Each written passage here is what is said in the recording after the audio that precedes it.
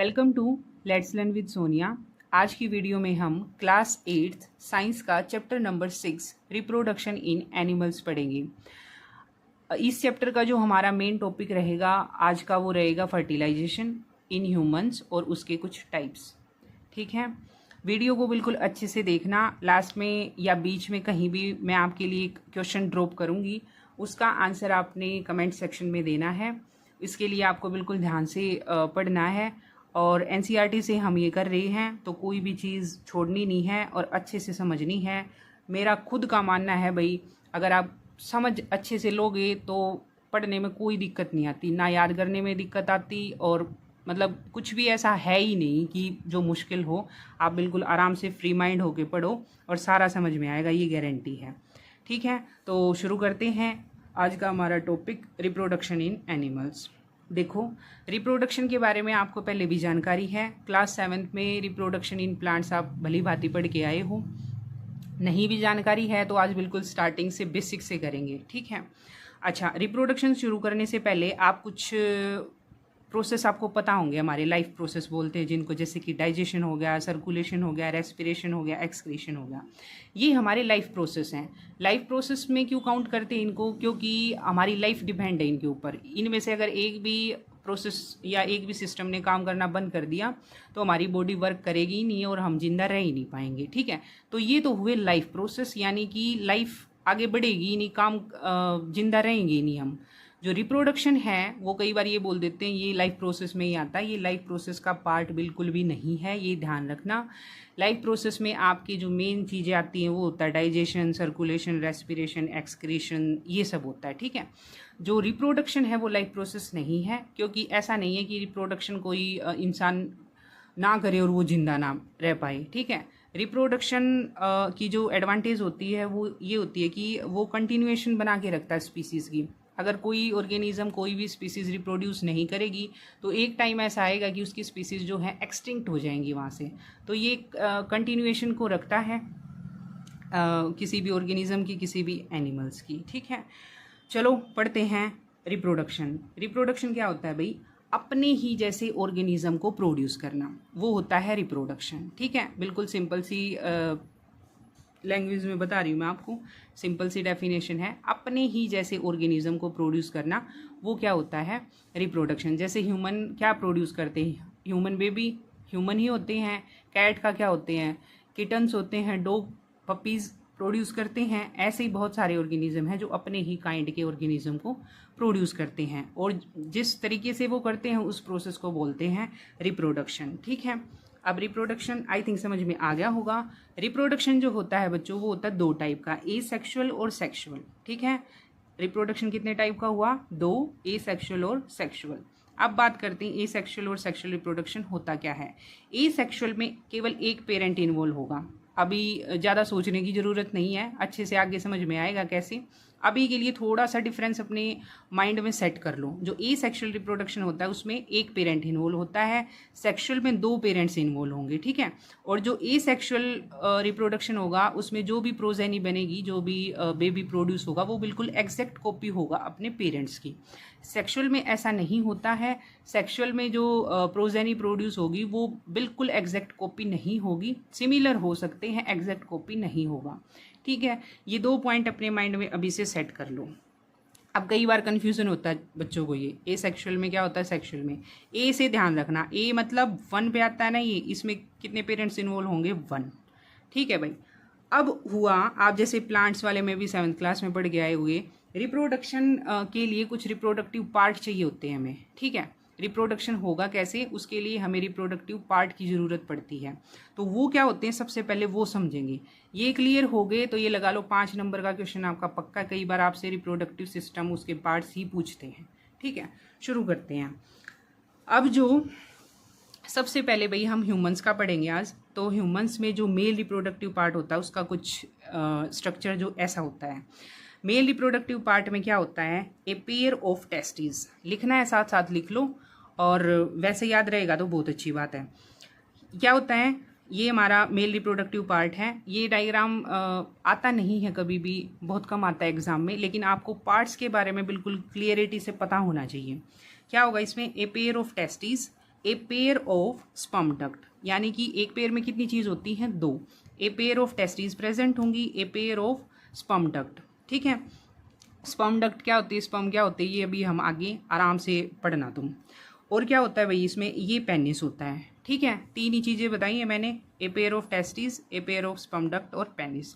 अभी यहाँ से देखो, the male reproductive organs include A pair of testis, अभी हमने बात करी, 2 स्पर्म डक्ट और 1 पेनिस। हो गया होगा clear. The testis produce the male gamete called sperm. अब जो ये टेस्टिस है इसके अंदर स्पर्म प्रोड्यूस होते हैं। स्पर्म क्या है? स्पर्म मेल गैमेट है। मेल गैमेट क्या है? यही फीमेल गैमेट के साथ फ्यूज होके जो है फर्टिलाइजेशन होगा और जाइगोट बनेगा, जाइगोट से फिर पूरा ऑर्गेनिज्म बनेगा। ठीक है, अभी के लिए इतना जानो, जो ये टेस्टिस हैं इसके अंदर क्या बनते हैं भाई? बहुत सारे स्पर्म्स। ठीक है, मिलियंस ऑफ स्पर्म यहाँ पे प्रोड्यूस होते हैं। इसका स्ट्रक्चर भी अभी हम करेंगे, यहाँ पे भी देख रखा है। स्पर्म कैसा है, स्पर्म का स्ट्रक्चर कैसे होता है? स्पर्म के अंदर ये एक हेड होता है, मिडल पीस होता है, इसमें माइटोकॉन्ड्रिया वगैरह होता है, और ये एक टेल होती है। टेल किस लिए होगी? मूवमेंट में हेल्प करेगी। ठीक है, अभी यहीं पे आ जाओ वापस से। The testis produce the male gamete. Testis क्या प्रोड्यूस करेंगी भाई? ये होगी हमारी टेस्टिस। ये क्या प्रोड्यूस करेंगी बच्चों? स्पर्म। क्या प्रोड्यूस कर रही हैं ये? स्पर्म। और जो स्पर्म का स्ट्रक्चर होता है वो कैसा होता है? Like this. इसको क्या बोलोगे? हेड। यहाँ पे आपका मिडल पीस होगा। ठीक है, और ये क्या है? आपकी टेल। और ये कैसे होंगे? मिलियंस में प्रोड्यूस होंगे। स्पेलिंग चेक कर लेना भाई। ठीक है, मिलियंस में प्रोड्यूस होंगे ये। अब है which sperms are very small in size. Sperm क्या होते हैं? बहुत छोटे होते हैं। माइक्रोस्कोप के अंदर जब आप देखोगे बिल्कुल ही बहुत ही ज़्यादा छोटे होते हैं। ठीक है, each has a head, middle piece और एंड ए टेल। ये हमने पढ़ लिया स्पर्म में क्या होता है। तो मेल रिप्रोडक्टिव सिस्टम आपको समझ में आ गया होगा अच्छे से। डायग्राम बना के देखना, बेशक से बना के देखो, जितनी प्रैक्टिस करोगे उतना ज़्यादा समझ में आएगा। ठीक है, मेल आई थिंक क्लियर हो गया आपको। और जो ये स्पर्म होता है ये सिंगल सेल होता है। जो भी हमारे मेल गैमेट और फीमेल गैमेट है दोनों सिंगल सेल होती है, ये भी ध्यान रखना। स्पर्म क्या है? ये सिंगल सेल होता है। ठीक है, अब बात करते हैं भाई फीमेल रिप्रोडक्टिव ऑर्गन की। फीमेल रिप्रोडक्टिव ऑर्गन में क्या होता है? ए पेयर ऑफ ओवरीज। ये क्या है बच्चों? देखो आराम से ये डायग्राम बनाना है और फिर देखना है ये क्या है। ये स्ट्रक्चर जो है ए पेयर ऑफ ओवरीज, प्लस में और क्या होगा? ओविडक्ट। ये क्या है? ओविडक्ट्स बोलते हैं इनको। वहाँ पे क्या बोलते थे? जहाँ से स्पर्म अभी आप पढ़ोगे, जहाँ से पास आउट हो गए, यहाँ पे पेनिस में आएगा, उनको स्पर्म डक्ट बोलते थे। जहाँ से एग पास होगा उसको क्या बोलोगे? ओविडक्ट। द ओवरी प्रोड्यूस, जैसे एंड ए यूट्रस, जो ये वाला पार्ट है इसको क्या बोलोगे आप? यूट्रस। ठीक है, the ovary produce female gamete called ओवा। जो ओवरी क्या, वहाँ पे टेस्टिस क्या प्रोड्यूस कर रही थी? स्पर्म। ठीक है, और जो फीमेल वो उसको क्या बोलते थे? Male gamete. और जो ये ओवरीज हैं ये क्या प्रोड्यूस करेंगी? ओवा, यानी कि एग। एग भी बोल सकते हो आप इसको।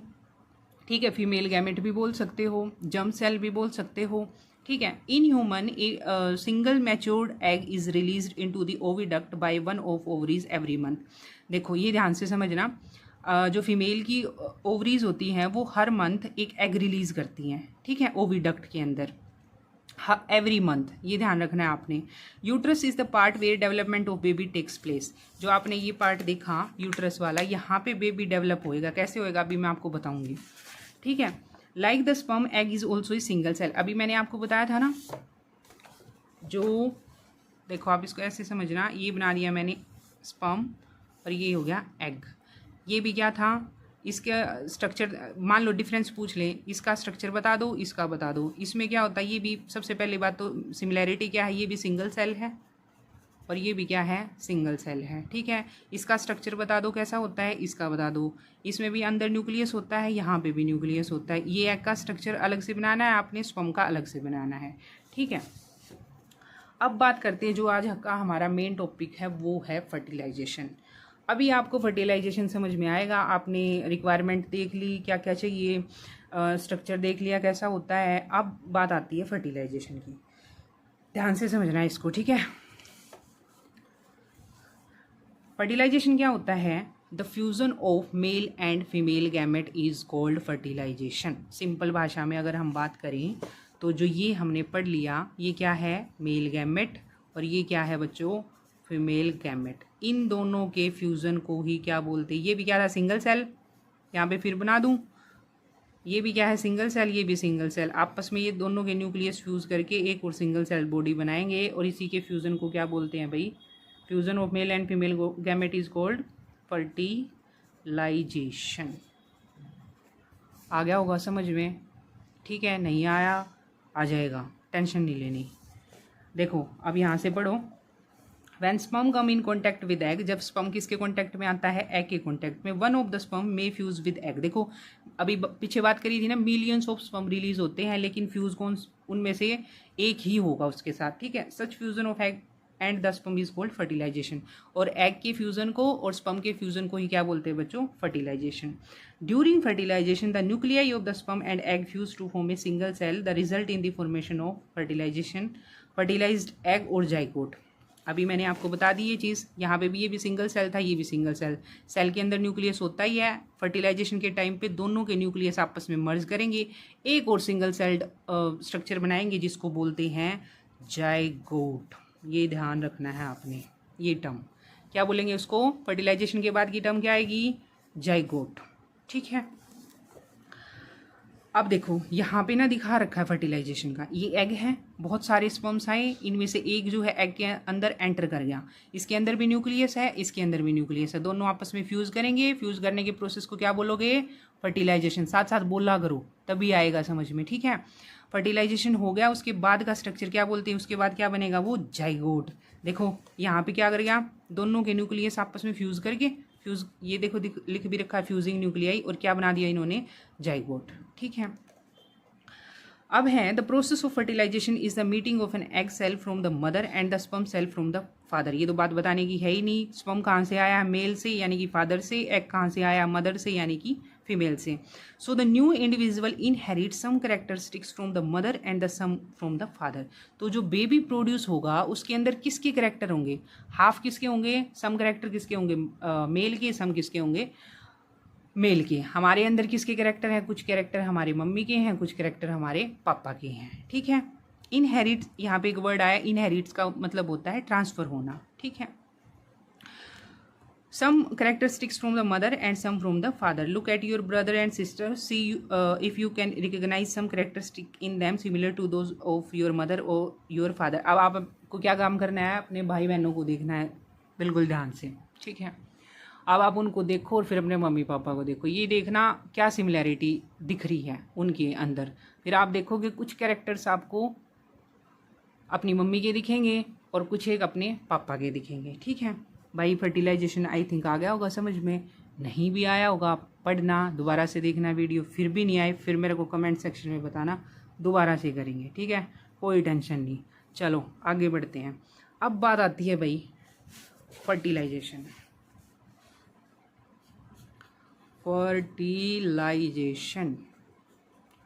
फर्टिलाइजेशन कितने टाइप का होता है, क्या होता है फर्टिलाइजेशन, चलो बताओ।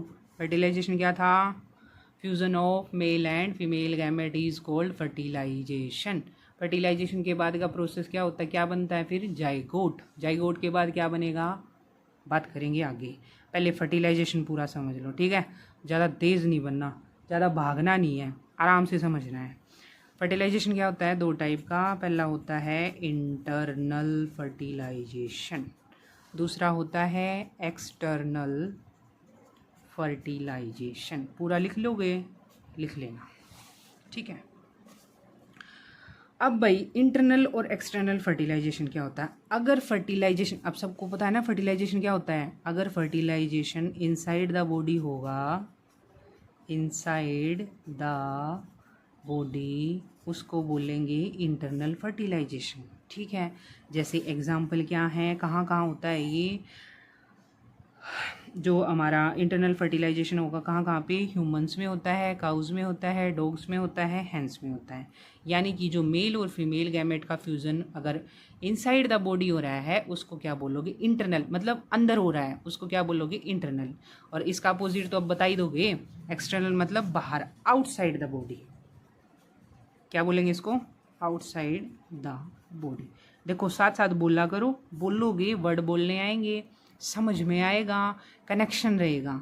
ऐसे नियम मैं यहाँ पे पढ़ा रही हूँ, आपने फ़ोन चला के छोड़ रखा है, आधी अधूरी बातें तुम सुन रहे हो ना लिख रहे हो, साथ में कॉपी पेंसिल लेके बैठना है, ठीक है, और सारी बातें नोट करनी है। फिर देखते कैसे नहीं समझ में आएगा आ भी गया होगा शायद, ठीक है। एक्सटर्नल फर्टिलाइजेशन अभी मैंने बताया कैसे होता है, आउटसाइड द बॉडी। और ये किस में होगा भाई, देखो इसमें ना उसका फ्रॉग का दे रखा है, ये पढ़ने का है, कई बारी पूछ लेते हैं। देखो ड्यूरिंग स्प्रिंग और रेनी सीजन के टाइम पे देखा होगा, frogs and toads move to pond and slow flowing streams when the male and female come together in water, the female lay hundreds of egg।